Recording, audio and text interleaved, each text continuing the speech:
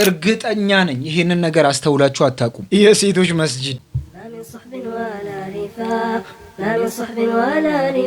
የወንዶች መስጂድ በዚህ ነገር የተናደደችው አንድ እህታችን ደግሞ መስጂዱን ለቃ ወጥታለች።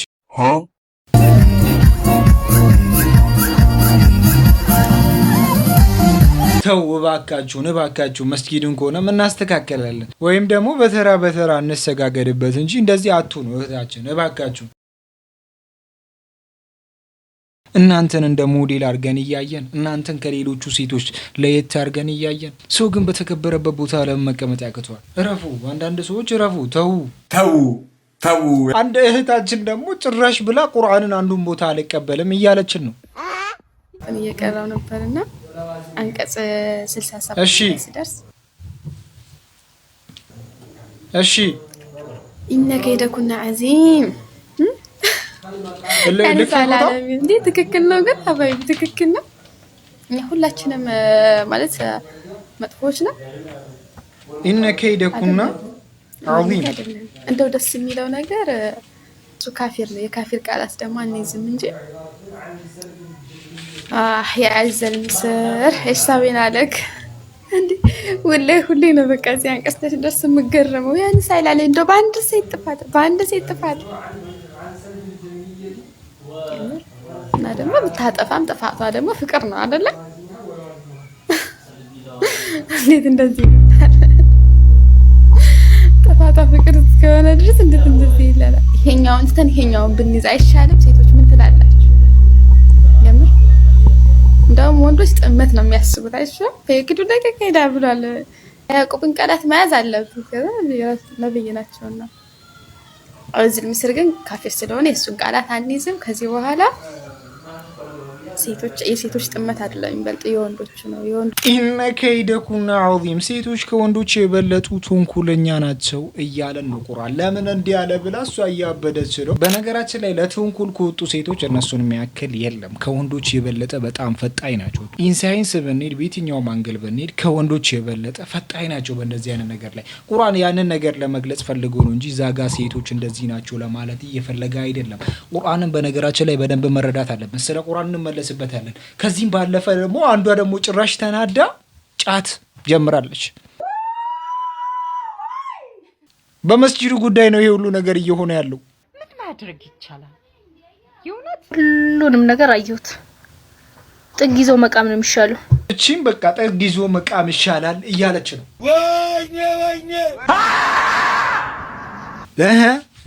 ሰላም አለይኩም ወራህመቱላሂ ወበረካቱ። እንዴት ናችሁ? ሁሉ ሰላም ይዳ፣ ሁሉ መልካም ይዳ፣ ሁሉ ፒስ ሰላም ነን አልহামዱሊላህ። የማዳም ቅመሞቼ ብርዱ እንዴት ነው ግን? ያልፋል። ይሄም ያልፋል።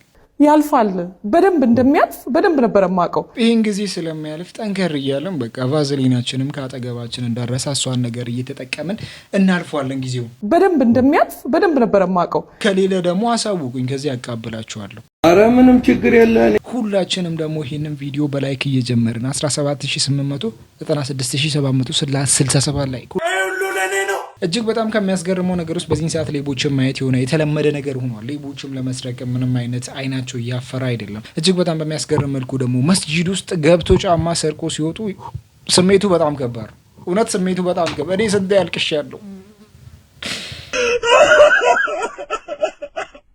እስቲ ቆይ ታሪኬን ላጫውታችሁና 9ኛ ክፍል እማራለሁ ይዛኔ። እጅግ በጣም በሚያስገርም መልኩ ደግሞ በዛን ሰዓት ብዙ ጫማዎች አልነበሩኝም። አንድ 2 ጫማ ወር እንደዛ አካባቢ ብቻ ነበረኝ። የዛኔ የከሰዓት ተማሪ ነበርኩኝና ለከ ትምህርት ቤት እሄዳለሁ። ደስ የሚለው ነገር ደግሞ ትምህርት ቤታችን ልክ ልንደርስ ስንል ልክ 1-2 ደቂቃ ወይም 3 ደቂቃ ሲቀረን መስጂድ አለ። እዛ መስጂድ ሰግደን ተነስተን አንዳንዴ ዙሁርን ሰግደን ተነስተን ነው ትምህርት ቤት የምንማረው ገብተን የምንማረው ክላስ ምንገባው። ከ6 ሰዓት ተኩል አንድ የሚጀምረው እንዳትሉኝ አንዳንድ ቀን ነው ያልኳችሁ። እና ልክ ዙሁሬን ጨርሼ ሰግጄ ስወጣ በጣም በሚያስገርም መልኩ እጅግ በጣም የምወዳት ጫማ፣ እጅግ በጣም የምሳሳላት ጫማ ስረግጥ ሁላ ድንጋይ ካለ ጫማውን አውጥቼ በእግሬ ረግጬ ተረስቼ ድንጋዩን አልፌ ምለብሳት አይነት ጫማዬን ህማም ነው። እኔ ምንም ማለት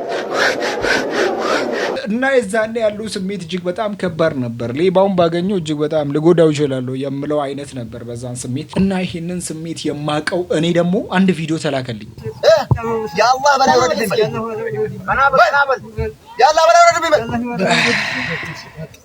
በጣም ይከብዳል። እንደዚህ አይነት ሰዎች እንደዚህ አይነት ነገር እያነሱ ማየቱ ይከብዳል። አውቃለሁ ይከብዳል። የህዝቡም ስሜት ይገባኛል። በጣም ተማሯል። እኔ ላይም ስለደረሰ ህዝቡም በጣም ተማሯል። ጫማ ሲወጣ ይሰረቅበታል። በጣም ስሜቱ ከባድ ነው።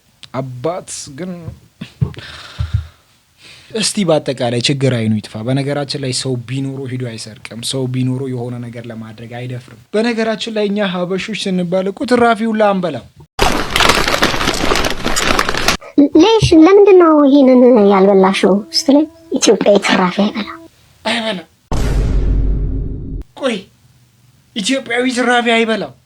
እኛ ሄድነው ለመስራት ነው። የማዳም ቅመሞች ያላችሁ እዚህ ውስጥ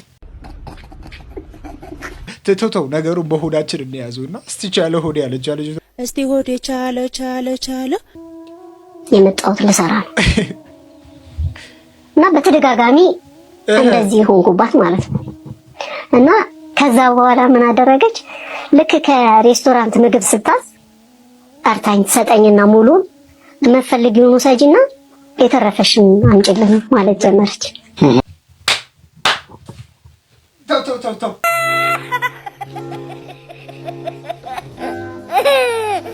ተው እንዳልወድቅ። አረቦችን ትራፊ ያስበላች።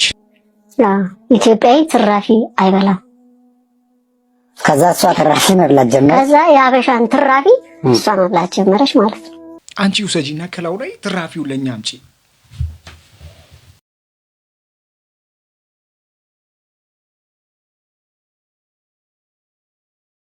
ኢትዮጵያዊ ትራፊ አይበላም። ከዛ እሷ ትራፊ መብላት ጀመረች። ከዛ የአበሻን ትራፊ እሷ መብላት ጀመረች ማለት ነው። በጣም ነው በቃ አላቅም ነግሬያለሁ። በቃ ደፋር ሆንኩኝ። ቢገሉኝ ደንታ አልነበረኝም። በቃ ለኢትዮጵያዊ ያለው እንትን የነበረው ማስተካከል የምንችለው እኛ ነን ብዬ ስለማስብ ማለት ነው። ለምን እናውቃለሁ ሰው አይደለሁ ለዛም ኢትዮጵያዊ በሚለው ነው እኔ እንትን የምል የነበረው። ከዛ በቃ ልክ ምግብ ይመጣል ቅድሚያ እኔ ነኝ ፋንታዬን መውሰድ ነው የጀመርኩት። ትራፊውን እንደሱ ነው የሚበሉት። አረቦቹ ነው ትራፊውን የሚበሉት። እሷ ከበላሽ በኋላ ተረዳችሁኛ? ሁላችንም ማስመሳዮች ነን። ሁላችንም እዚህ ጋር ያለነው ውስጣችን አሯል እና ሳክሳችንን ብንቀንስ አሪፍ ነው። በነገራችን ላይ እቺ ልጅ በአረቦች መንገድ ሂዳ እስልምናን ለማጠልሸት የተጠቀመችው ሲስተም ነው። ብዙዎቹ እያወሩበት ነው። የኢትዮጵያ ሕዝብ አንድ ላይ በጎዳና ላይ ወጥቶ ጣይ ሳምንት እሑድ በኢትዮጵያ ማንም ሰው ቤት እንዳይቀር ሁሉም ወደ ውጪ ይውጣ፣ ጸበል በፕሌን ይረጭልን። የምሬ ነው።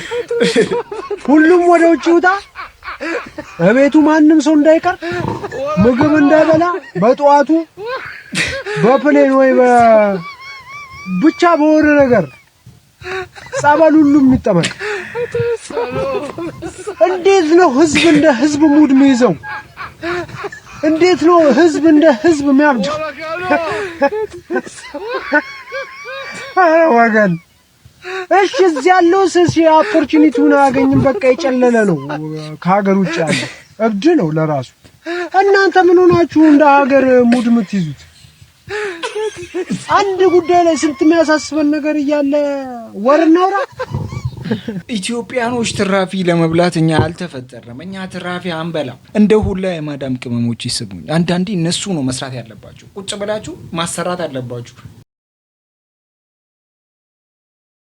ኢትዮጵያዊ ትራፊ አይበላም ያለችው የኦርቶዶክስ እምነት ተከታይ ናት። አይታችኋታል። እንደሱ አይነት ብዙ ውሸታም ኦርቶዶክስ እምነት ተከታዮች አሉ፣ ሁሉም ባይሆኑም ማለት ነው።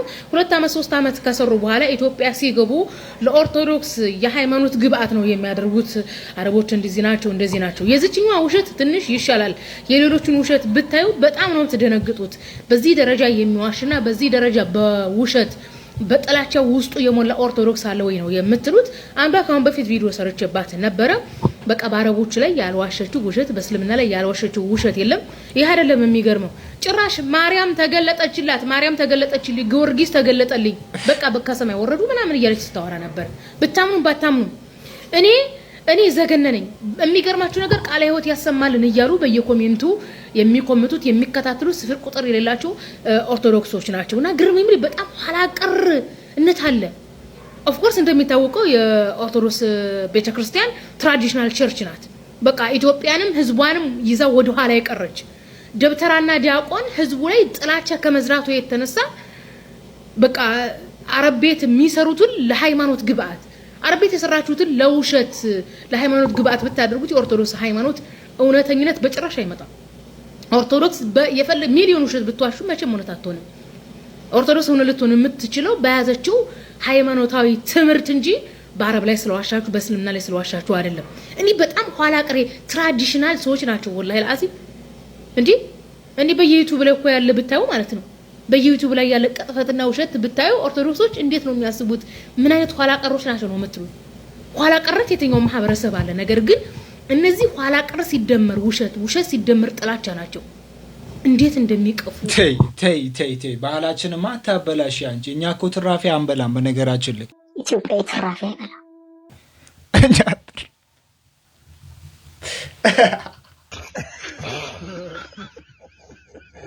እኛ ትራፊ አንበላም። በቃ የኛ ማንነት ይሄ ነው። እኛ ትራፊ በልተን አናውቅም። ትራፊ አንበላም። ዝም ብለን ሆይ እያልን ነው እንጂ እንዳለ ያለውን እውነት አናውቅም። እስቲ ደግሞ ከአንዳንድ ቤተሰቦቻቸው ከአንዳንድ የነሱ ልጅ ከሆኑት ሰዎች ደግሞ እስቲ እንስማ።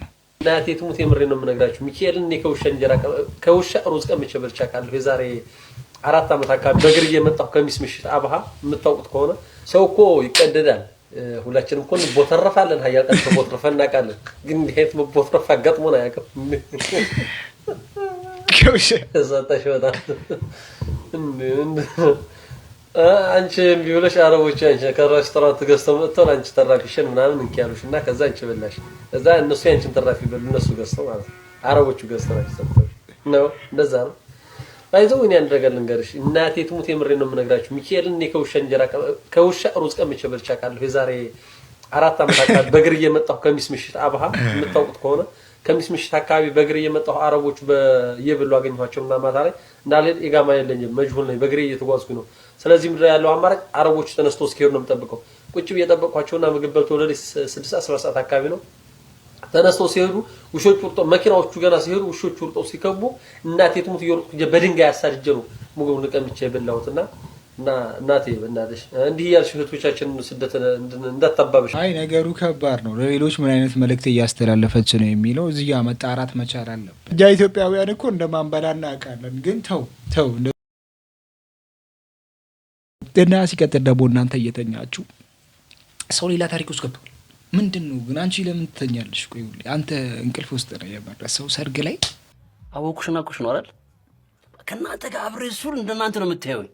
الله يبارك لي فيكي ويخليك لي محدايا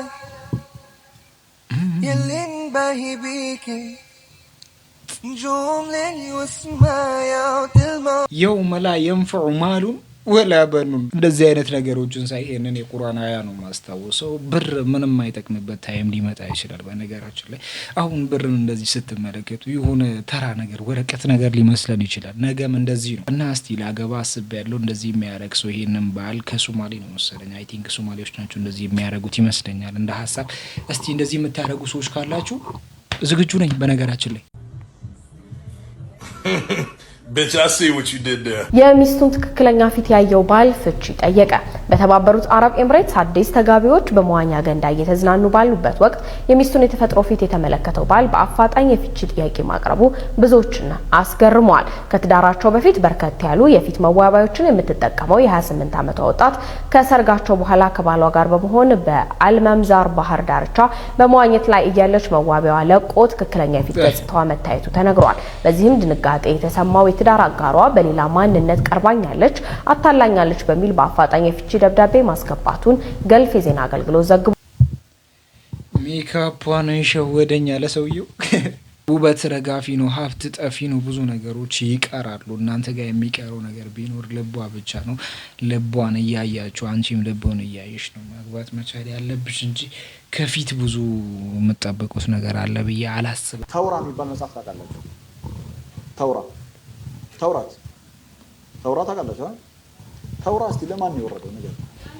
ተውራትን ለሙሳ ሰጠ ነው የሚል የቁርአን ጥቅስ አውጥቶ ሳይንስ ለሙሳ የተሰጠው ኪታብ ተውራት ነው አይልም። ተውራት ኪታብ ነው አይልም፣ በፍጹም አይልም። ለሙሳ የተሰጠው ኪታብ ይባላል። ምን ይባል? ኪታብ አለ። አንድ ያዙ። ከዛ ተውራት ወርዶ ተውራትና ኪታብ የተለያዩ ነው። ኢና አንዘልነ ተውራት። እሺ ቀጥታ ወደ ገደለው። ትንሽ ደግሞ ረዘም ያለ ነገር ላቀርብ ስለሆነ ኮፒ ሊንክ እያደረጋችሁ ብታዩት ሙዴ ነው። ሱረቱል ኢስራ ምዕራፍ 17 አንቀጽ 2 ሙሳንም መጽሐፍ ሰጠ ነው፣ ለእስራኤልም ልጆች መሪ አደረግ ነው። ለሙሳ አለይሂ ሰላም ደግሞ አምላካችን አላህ ሰጧቸው እያለው ያለው መጽሐፍ ምን አይነት ነው? ሱረቱል አንዓም ምዕራፍ 6 አንቀጽ 91 አላህም በሰው ላይ ምንንም አላወረደም ባሉ ጊዜ አላህን ተገቢ ክብሩን አላከበሩትም። እንዲህ በላቸው ያንን ብርሃንና ለሰዎች መሪ ሆኖ ሙሳ ያመጣው መጽሐፍ ክፍልፍሎች የምታደርጉ ስትሆኑ ማን አወረደው? ያ ብርሃንና ለሰዎች መሪ ሆኖ የመጣው መጽሐፍ ደግሞ ስሙ ምንድነው? ሱረቱል ማኢዳ ምዕራፍ 5 አንቀጽ 44 እኛ ተውራትን በውስጧ መመሪያና ብርሃን ያለባት ስትሆን አወረድን። አምላካችን አላህ በውስጡ ብርሃንና ለሰዎች መመሪያን የያዘ መጽሐፍ ለሙሳ አለይሂ ሰላም አወርዷል። ያም መጽሐፍ ስሙ ምን ይባላል? ተውራት ይባላል። በተጨማሪም ሰሂህ አልቡኻሪ 6614 አባታችን አዳም ሙሳ አለይሂ ሰላምን እንዲህ አሉት፣ አንተ ሙሳ አላህ በንግግሩ የመረጠህ ነህ፣ እንዲሁም ተውራትን በእጁ የጻፈልህ ነህ። ልብ በሉ በኢስላም ታሪክ ውስጥ ተውራት በሙሳ አለይሂ ሰላም ላይ ስለመወረዱ ምንም ኺላፍ የሌለበት ጉዳይ ነው። ወሰላሙ አለይኩም። በነገራችን ላይ ከቁርአን የምወደው ትልቁ ነገር ቢኖር ምን እንደሆነ ታውቃላችሁ? ሰዎች ቁርአን የያዘው ሚስጥር በጣም ይጨነቁበታል ለማወቅ። ሰዎች ከቁርአን ላይ ብዙ ነገሮችን መዞ ለማውጣት በጣም ይጨነቃሉ። በነገራችን ላይ እንደዚህ ከቁርአን ላይ የሆኑ ነገሮችን የሚያወጡ ሰዎችን መጥላት የለብንም። የሆነ ነገር እነሱ ማለት የለብንም። ቁርአን ሚስጥራዊ ነገሮችን በውስጡ አምቆ ይዟል። ያንን ነገር ለማውጣት ብዙዎቹ ሲሞክሩ እንደዚህ አይነት ነገሮችን መጥላት መቻል የለብንም። ሴቶች አርቲፊሻል ጸጉር ወይም ደግሞ ወደ ሀገር እንዳይገባ መከልከሉ ተሰማ። የቡርኪና ፋሶ መሪ ኢብራሂም ትራኦሬ ከውጭ ወደ ሀገር ውስጥ የሚገቡ አርቲፊሻል ጸጉር በተለይም ዊግ በመባል የሚታወቁት ወደ አገራቸው ቡርኪና ፋሶ ምድር እንዳይገቡ መከልከላቸው ነው የተገለጸው። ትራኦሬ እንግዲህ በንግግራቸው አፍሪካ አህጉር እንጂ ሙዚየም አይደለችም ሲሉ ተደምጧል። እዚህ ጉዳይ እናንተስ ምን ትላላችሁ? ሀሳባችሁን አጋሩ። አሁን ሴቱንና ወንዱን እንዴት ልንለይ ነው?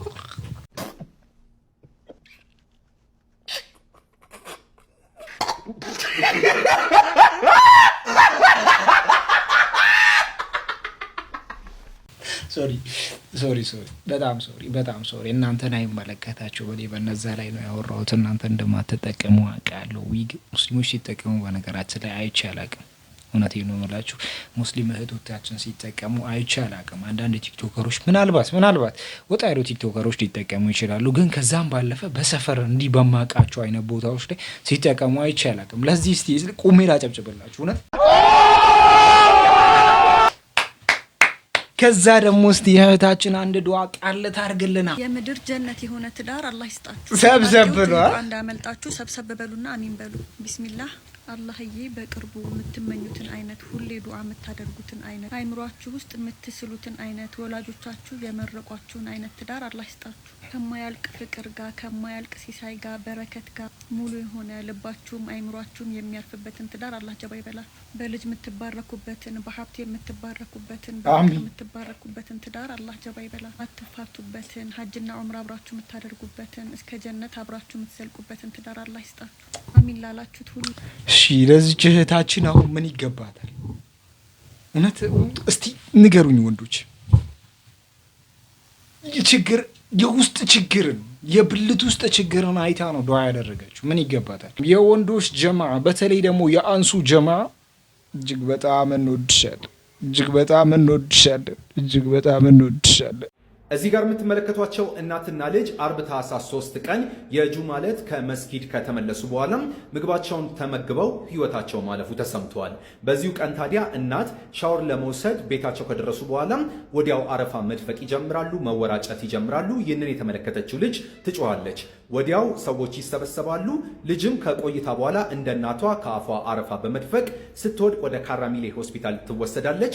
የሁለቱም ህይወት ማለፉን የተሰማው ፖሊስ ይህንን ተከትሎ አስክሬናቸውን ወደ ዳግማዊ ሚኒሊክ ሆስፒታል የላከ ሲሆን የተመገቡት ምግብና የጠጡት ውሃ ናሙናም ለኢትዮጵያ ምግብና መድኃኒት ቁጥጥር ባለስልጣን በመላክ ሰፊ ምርመራ እያደረገ እንደሚገኝ ኢንስፔክተር ካሳይ አበበም ለብስራት ራዲዮ ተናግረዋል። እስቲ ይህንን ነገር ከውጤቱ በኋላ እንመልከት እንጂ የሰው እጅ ያለበት ነገር ይመስላል። ሁለቱም አረፋ ተፍተው መሞታቸው እጅግ በጣም አስደንጋጭ ነገር ነው። እስቲ አላህ ጀነተል ፊርደውስን ይወፍቃቸው። እንደዚህ አይነት ነገሮችን መስማት ሰቅጥቶናል። እንደዚህ አይነት ነገሮችን በተደጋጋሚ ነው የምንሰማው። እንደዚህ አይነት ክስተቶች እጅግ በጣም ልብ ይነካሉ። እስቲ አላህ ጀነቱን ይወፍቃቸው።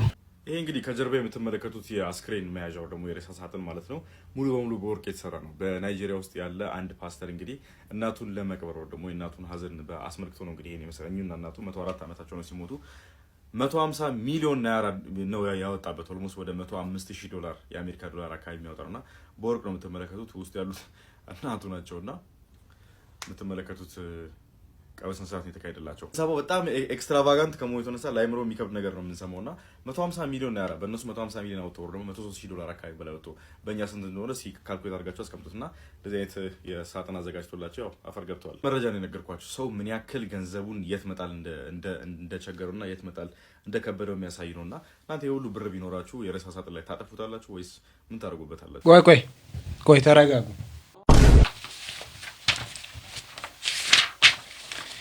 አሁን ማለት ነው አሁን ማለት ነው አይ ሃቭ ኤ ፕላን። እኔ ፕላን አለኝ። ለምሳሌ አሁን ኢትዮጵያ እዚህ ጋር ከሆነች ናይጄሪያ እዚህ ጋር ከሆነች በጣም በቀላሉ አድርገን በሱዳን ለስንት ሰው ብንሄድ አሪፍ ነው? 4 ሰው በቂ ነው። ሱዳን ለመሄድ 4 ሰው ይበቃናል። ለ4 ሰው ከዚህ ብንነሳ ናይጄሪያ ለመግባት ስንት ቀን ይፈጅብናል? በመኪና በእግር አድርገን መቼስ በመሃሉ ምንም አይነት ወንዞች፣ ውሃዎች የሉም፣ ባህሮች የሉም። ሁሉም ደረቅ መሬት ስለሆነ ናይጄሪያ ለመግባት ቢያንስ አንድ ወር ወይ 2 ወር ይበቃናል። በ2 ወር ውስጥ እኛ እዚህ ብንገባ ቢያንስ ከ18 ሚሊዮን ብር በላይ ይዘን ልንመጣ እንችላለን። አስቡት። ይሄ የተቀበረበት ቦታ ብንሄድ በጣም ብዙ ገንዘቦችን ይዘን መመለስ እንችላለን። ለ4 ብንሄድ የኛ ጀማ ስንት ይሆናል? እዚህ ውስጥ ያለው ሰው ቢያንስ የኛ ጀማዎች ስንት ነን? 12000 ከምናምን ሰዎች ነና 12000 ከምናምን ሰዎች ቢያንስ እኮ ከ2 ሚሊዮን ብር ይደርሰናል ማለት ነው። እንዴት ነው እስቲ ፕላን አድርጉ። እውነት አቤቱ ነሰነስከው እኮ ይንቀት አስተግፊሩላህ። አላህ በሐላሉ መንገድ ይስተል። የሰው ነገር ለመመኘት ሳይሆን እንዲሁ ለመቀላለድ ያከሉ አፉቱ ሊላ እኔስ ቻልኩት የማይቻል ያለ ብቸኝነት ሰው አልገደለው ብቸኝነት ሰው ቢገልማ ማን ይቀራል ከዚህ ብልብሌ ብልብሌን ሳንነግር ወይማን አንጅርቱ ተኪቲቾ ቡርቃን ጃለላ ኢሴታ ጀላ አይ መንግስት ቲክቶከሮች ላይ ያወጣው አዋጅ በጣም ተመችቶናል። እንደነዚህ አይነት ሰዎች ተረስተዋል በመሃል። እንደነዚህ አይነት ሰዎችን መታሰር አለባቸው። እንደነዚህ አይነት ሰዎች ካልታሰሩ በስተቀር ነገ የሴቶች ቁጥር በብዛት ይበዝብናል። የሴቶች ቁጥር ከበዛ ደግሞ አስቸጋሪ ነው። ቅርታ ለዚህ አስተሳሰቤ ማለት ነው። እኔ ወደፊት አላገባም እንጂ ባገባ ብደግስ ማለት ነው። አልደግስም እንጂ ብደግስ በሽሮ ነው የምደግሰው። ሊበላ ማን በደገሰው ማን ሊበላ? ሽሮን በልተ ወደ ቤት ትገባታለህ። ድናን ዘርጥጠህ መተህ ጠቅጥቀህ ልትወጣ ሽሮን በልተ ወደ ቤት ትገባታለህ። ማን በደገሰው ማን ሊበላ? ገሶ ብላ። እኔ ሐሳብ ነው በቃ ማንም ሊሳፈጠኝ እንዳይሞት። ወንድሜ እኔ እኮ ፈራ ነበር እንደዚህ ለማውራት፣ ግን አሁን ሐሳብህን እጋራሃለሁ እና እኔም እንደዚህ ለማድረግ እስማማ። ወለደና ጂል ሙስሊም ምንም ያክል ዱርዬ ቢሆን በእምነቱ ላይ እንደማይደራደር ግን ታውቃላችሁ። ሁሉ ሰላም ነው? ቤተሰብ፣ እናት፣ አባት፣ አያት ሁሉ አልሐምዱሊላህ ደህና ነኝ። ጌታ ኢየሱስ እንደሚወድሽ እንደሞተልሽ ሰምተሻል እንዴ? አልሰማሁም።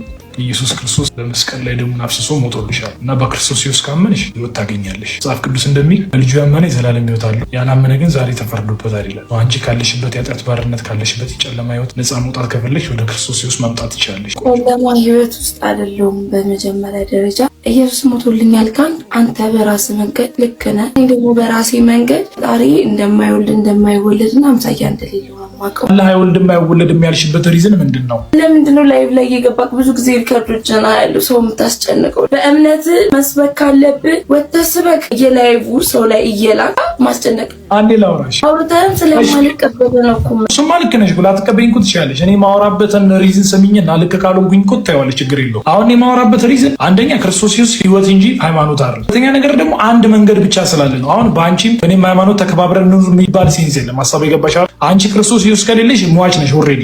ግዴታ አንቺ ክርስቶስ ኢየሱስ ካልሰማሽ ሕይወት የምታጭ ከሆነ ስለ ኢየሱስ መስማት አለብሽ ማለት ነው። ሁለተኛ ነገር ደግሞ መንገዴ ልክ ነው ብለሽ የምታስቢ ከሆነ መንገድሽ ልክ የሆነበትን ማረጋገጫ መናገር አለብሽ። የፈጠረ አምላክ ለአንተ ተገርፎ ተወግሮ ከሞተልህ አንተ ቀጥታ እንደሄድክ ዳይሬክት ገነት ነው መግባት ያለብህ። ኦፍ ኮርስ እንደዛ እኮ ነው ማለት ነው። ምንድን ነው የምትጨነቁት? ራህ ሆነ ነው መኖር ያለብህ ሰውዬ። እመልስልሽ። አሁን ጌታ ኢየሱስ ክርስቶስ ለአንተ ኃጢአት ሞቶልሃል። አንተ በክርስቶስ ኢየሱስ አምነህ ምን የራስን ሕይወት አትኖርም እያልሽ ነው አንቺ። ለምሳሌ ሰው ምንም ራሃውን መኖር ትችላለህ። ልመልስልሽ። ይወድሻል ካልከኝ እንኳን ወደደኝ ሽማግሌ ይላክ ሊያገባኝ ከፈለገ። አንቺ በሕይወት መኖር አትፈልጊም ነው? እውነት ላስወጣክ ነው።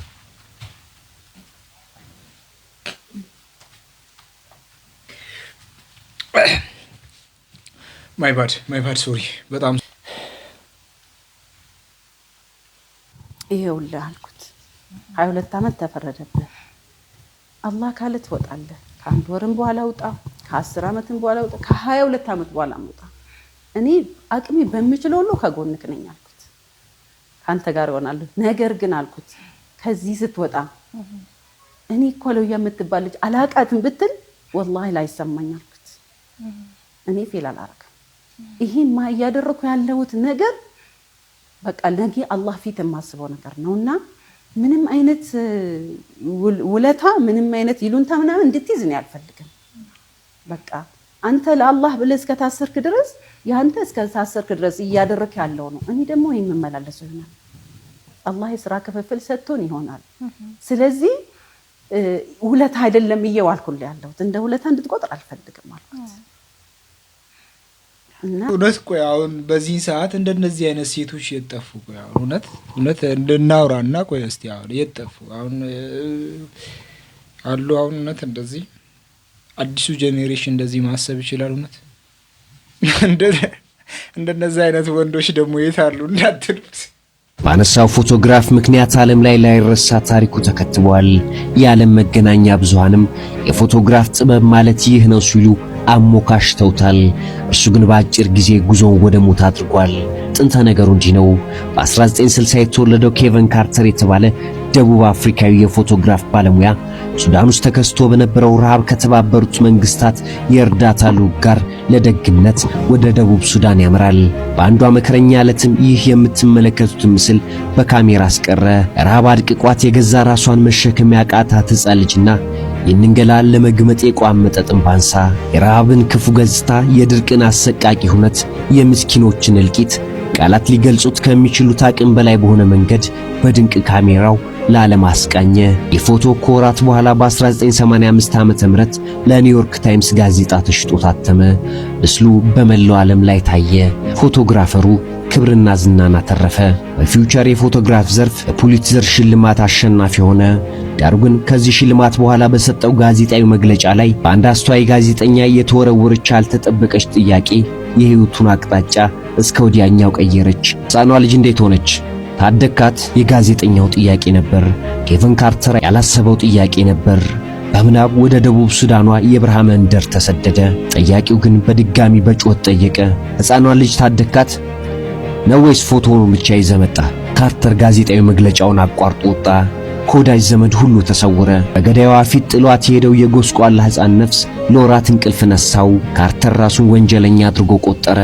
ካርተርም ከሰዎች ከሚደርስበት መጥፎ አስተያየትና ጥያቄ ባሻገር ከራሱ ሕሊና ጥያቄ ማምለጥ ከበደው። በመጨረሻም ብጫቂ ወረቀት ላይ ጻፈ። ራሱን አጥፍቶ ተገኘ። ሸልመው ወደ ሞት ሸኙት። በተወለደ በ33 ዓመቱ ሐምሌ 1994 ከዚህ ዓለም በሞት ተለየ ሲል ታሪክ ለዝክር አስቀመጠው። እንደዚህ አይነት አስደናቂ ታሪኮች በየቀኑ እንዲደርሷችሁ ፎሎ። ይህንን ታሪክ የሰማው ቀን የምሬ ነው የምላችሁ በጣም ነበር ያለቀሱ።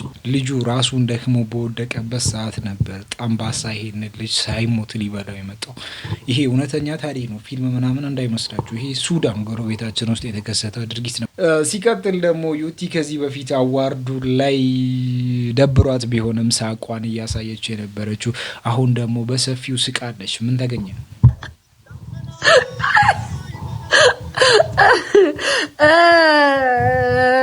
እሺ እንዴት ናችሁ? በመጀመሪያ ለተኛ ሽት እየለባበስኩ ነው ወሬውን የሰማሁት እና እንደነገርኳችሁ ነው። እኔ እቸኩላለሁ እንጂ አላህ ይቀርቶብኝ አያውቅም፣ አሳፍሮኝ አያውቅም። እና እኔ ከትንሿ ከውቢቷ ሀገር ከወሊሶ ወጥቼ ኢትዮጵያን የምታክል በጣም ትልቅ ሀገር ወክዬ በአፍሪካ እየተወዳደርኩ እንደነበረ ታውቃላችሁ። እና እዛ ላይ በሁለቱም ዘርፍ በሰው የድምፅ ብልጫ አሸንፈናል። እንኳን ደስ ያላችሁ፣ እንኳን ደስ ያለን ለማለት ነው። የዳኛ የሚቀር ይመስለኛል፣ አላወኩም እስካሁን ድረስ እና የዳኛ የሚቀር ይመስለኛል፣ አላውቅም። ግን የድምፅ ብልጫውን እኛ አሸንፈናል። እኛ አሸንፈናል። ኡጋንዳዊቷን ቮት ያደረጋችኋት በጣም ከልቤ ነው ማለት ነው። ወይም ሜቢ ቀጣይ ዓመት እንሞክር ተዘጋጁበትም። በቃ ደስ ብቻ ስላለኝ ለእናንተ ለመንገር ብቻ ነው። እጅግ በጣም ነው ማመሰግናችሁ። አላህ ያክብርልኝ። በጣም ነው የምወዳችሁ። እጅግ አድርጌ ነው በጣም ነው ማከብራችሁ። እንዳከበራችሁ እንደሰጣችሁኝ ፍቅር አላህ ለእናንተ ይድረስላችሁ። እኔ ደስ ስላለኝ ለእናንተም ላጋራችሁ። እንግዲህ በሁለተኛው ዘርፍም አሸንፋለች። በአንዱ ብቻ ነበር ማለት ተረጋግጦላታል። ሁለተኛው ዘርፍም አሸናፊ ሆናለች። አይዊሽ ሁላችሁም ውስጧን ብትረዱ ብዬ አስባለሁ። አይዊሽ ምን አይነት ምስኪን ልጅ እንደሆነች፣ ምን አይነት የዋህ ልጅ እንደሆነች አይዊሽ ሁሉም ሰው ቢረዳት ብዬ አስባለሁ። ኤኒዌይስ እንኳን ደስ አለሽ፣ አሸንፋለች። ማታ ሲያወዛግብ የነበሩ እሱንም አሸንፋለች። በሁለቱም ዘርፍ አሸንፋለች። ተንከባክበን ኡጋንዳን ሸኛታለን። እዛ ሄዳ ተቀብላት ትመጣለች። እንኳን ደስ አለሽ፣ ምንም ይገባሻል። በቃ ምንም በስራሽ ነው በችሎታሽ ነው እና አሸንፋለች በሁለቱም ዘርፍ።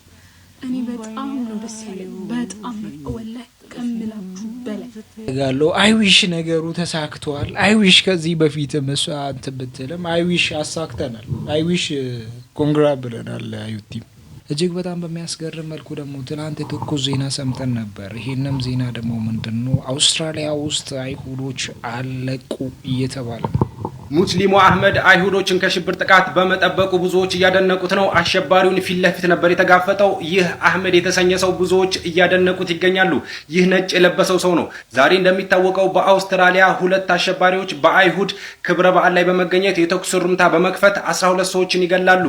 ከዛ በኋላም ደግሞ 29 ሰዎች ያቆስላሉ። በዚህ መሃል ነበር ይህ አህመድ የተሰኘ የ43 ዓመት የፍራፍሬ ሱቅ ያለው ሰው ነው አላስችል ሲለው ማለት ነው የሰው ህይወት መሞት አላስችል ሲለው በመሮጥ አሸባሪው ጋር ፊት ለፊት በመጋፈጥ መሳሪያውን ይቀበለውና ተጨማሪ ሰው እንዳይሞትም ያደርጋል ማለት ነው።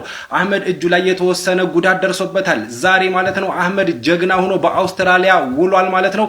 የአውስትራሊያው ጠቅላይ ሚኒስትር ሳይቀሩ ራሱ ማለት ነው የህይወት አዳኝ ሲሉ ነበር እንግዲህ የገለጹት ማለት ነው። አህመድ ዛሬ በአውስትራሊያ ጀግና ሆኖ ነው ያለፈው። ነገር ግን በአውስትራሊያ የ12 ሰዎች ህይወት ሲያልፍ 29 ሰዎች ደግሞ ተጎድተዋል። እንዳልኳችሁ አይሁዶች በክብረ በዓል ላይ ነው ይህ የሽብር ጥቃት የደረሰው። ይህ ቢያሳዝንም የአህመድ ተግባር ግን ብዙዎችን አስደስቷል ማለት ነው። እናንተም ታስባላችሁ? ለተመሳሳይ መረጃ የፕላስ ምልክቷን መጫና። ነገሩ ምንድነው? ማን ነው የገደለው? እንዴትስ ነው የሞቱት? አይሁዶች ለምን ሞቱ? የ50 ዓመቱ አባትና የ24 ዓመቱ ልጅ ተቀናጅተው አይሁዳውያን በሚያከብሩት ታላቅ ስነ ስርዓት ላይ ቀድመው ጥቃት ከፈቱ። ይህ ትላንትና አውስትራሊያም ሲድኒ ውስጥ የተፈጸመ ጥቃት ሲሆን 15 አይሁዳውያን እንደተገደሉ ነው የተሰማው። ከዚህ ጥቃት ጋር በተያያዘ ሌሎችም ቆስለዋል። ጥቃት አድራሹ የ50 ዓመት አባት የሽጉጥ ክለብ አባል የነበረ ሲሆን የአተኳኮስ ከፍተኛ ልምድ አለው ተብሏል። በጥቃቱም እሱም ተገድሏል። ልጁ ደግሞ ክፉኛ መቁሰሉ ነው የተሰማው። ይህንኑ ተከትሎ በአይሁድ ማህበረሰብ ዘንድ ከባድ ድንጋጤ ተፈጥሯል። በአውስትራሊያ ቦንዲ በምትባል ከተማ ላይ የጂዎች ዓመታዊ በዓል ሃኑካ የሚባለው በዓል በሚከበርበት ወቅት በደረሰ ጥቃት ከ12 በላይ የሚሆኑ ጂዎች መገደላቸውና በርካቶች መቁሰላቸው እየተነገረ ነው ያለው። ይህ ጥቃት እንግዲህ ማስ ሹቲንግ ነው። አውስትራሊያ ላይ ማስ ሹቲንግ ኦር ጅምላ ተኩስ በጣም ሬር ነው። እንደምታውቁት ያው አሜሪካ ላይ እንጂ በብዛት ይከሰት የነበረው አውስትራሊያ ላይ በጣም ሬር ነው። ግን ሬር ይሁን እንጂ ዛሬ ተከስቶ እንግዲህ 12 የሚሆኑ ጂዎች ወዲያው ሲገደሉ ወደ በጣም በርካታ የሆኑ ቁጥር ደግሞ ተጎድተው ነው ያሉት። እስካሁን ድረስ አታከሮቹ ማን እንደሆነ የታወቀ ነገር የለም። የአውስትራሊያ መንግስትም ገና አረጋግጦ ያወጣው ነገር የለም። ነገር ግን አታከሮቹ በተለያዩ ቪዲዮዎች ከተማ ለከተማ ሲታኮሱ የሚታዩ ቪዲዮዎች ወጥተዋል። በሌላ በኩል እስራኤል እንግዲህ አንደኛው አታከር ፓኪስታናዊ ዜግነት አለው የሚልም ንግግር እየተናገሩ ነው ያለው። እስካሁን የተረጋገጠ ነገር ባይኖርም የአውስትራሊያ መንግስት እንግዲህ ያረጋገጠው ነገር የለም። ከአታከሮቹ መካከል አንደኛው ከዚህ በፊት ፖሊስ ይዞት የነበረ ቢሆንም ግን በሌላ ኬዝ እና በዚህ ያህል የሚጠረጠር አልነበረም። መልሶ ተለቆ ነበር። ያው እዚህ ጥቃት ላይ ተሳትፏል ማለት ነው። ለማንኛውም ግን የአውስትራሊያ መሪም ቢሆን የተለያዩ ፖለቲሻኖች፣ የተለያዩ የዓለም መሪዎች ይህንን እያወገዙ ነው ያሉት። አውስትራሊያ ውስጥ ደግሞ የአውስትራሊያ ግራንድ ሙፍቲ እንዲሁም ደግሞ የኢስላሚክ ኮሚኒቲ መሪዎች ምናምን ነገር ይህንን ጥቃት አውግዘዋል። ሌሎችም ውግዘቶች ያው እየመጡ ነው። ኤኒዌይ ግን የእስራኤል ኦፊሻሎች ግን አሁንም ይህንን ጥቃት ኢራን ነች ከጀርባ ያዘዘችው የሚል ክስ እየከሰሱ ነው ያሉት። ኢራን ጋር እንዴት አድርገው እንዳገናኙት ያቀረቡት ማስረጃ የለም። ነገር ግን ኢራን ነች ከጀርባ ያለችው የሚል ክስ አሰምተዋል። የምር ኢራን ከጀርባ አለች ወይስ ይህንን አስታኮ ኢራን ላይ ጥቃት ለመክፈት ሌላ ዝግጅት አድርገዋል የሚለው ገና የሚታይ ነው የሚሆነው። ለማንኛውም የአውስትራሊያ መንግስት እስካሁን ድረስ አረጋግጦ ያቀረበው ማንነታቸውን ምናምን ሞቲቫቸውን አረጋግጦ ያቀረበው ነገር የለም። አይ ገስ ዊል ሲ ነገሮቹ ወዴት እየሄዱ እንደሆነ አይታወቅም። በዚህ ሰዓት ሰዎች መሞት በጣም ቀላል ነገር ሆኗል። ሰው በማያውቀው ነገር እየሞተ ነው። የሰው ደም መመልከት በጣም ቀላል እየሆነ ነው። በሀገራችንም በውጭ ሀገርም እንደዚህ አይነት ነገሮች ይበዛሉ። በተለይ ደግሞ አይሁዶች ከዚህ በፊት ብዙ ነገሮች ላይ አስለቅሰውናል። ብዙ አልቅሰናል። ለነሱ አላለቅስም፣ ወላሂ አላለቅስም። እኔ ለነሱ ለዛሬ ስንዳችሁ ፕሮግራም በዚሁ ይጠናቀቃል። በቀጣይ ቪዲዮ እስከምንገናኝ እኔ አንሱዳ አቲ ኤኙኒ ኮመንት ጀለቲ በሬሱ ከሰዳከደገዴ ለዛሬ አድራችሁ ፕሮግራም በዚህ ተራቃ። በቀጣይ ቪዲዮ እስከምንገናኝ ድረስ እስካሁን አብራችሁ ለቆያችሁት